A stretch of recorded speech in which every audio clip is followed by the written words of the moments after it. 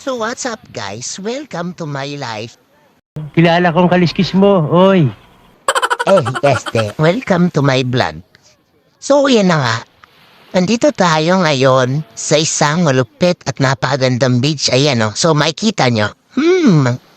Nakikita natin ang beach na to ay sobrang ganda. Paano masabi? Ang daming naliligo. Cherry! Bola lang yan. Good na good ang ganda ng araw na ating beach. Located nga pala to sa Puestas del Sol Villas in Morong, Bataan. Yun no. So, gusto niyong pumunta dito, will lang. Maligo na kayo dito at masarap ang beach resort nila dito. Wow naman! Wow! Wow! Nga alon ng dagat. My gosh.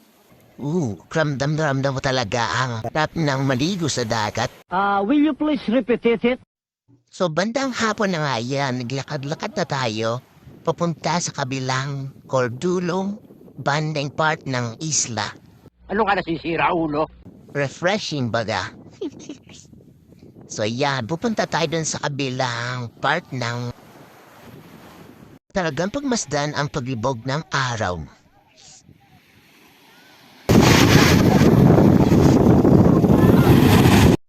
Bandang kinamagahan ay nag-arakila kami ng bangka para makapunta sa kabila ng isla.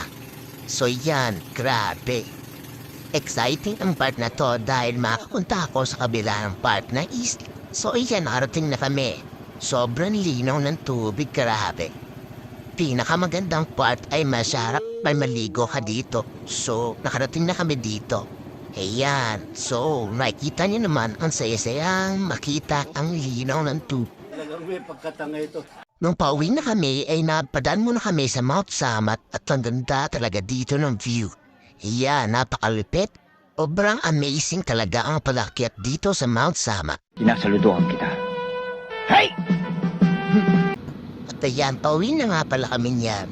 So salamat sa panonood. Thanks for watching. Peace yo.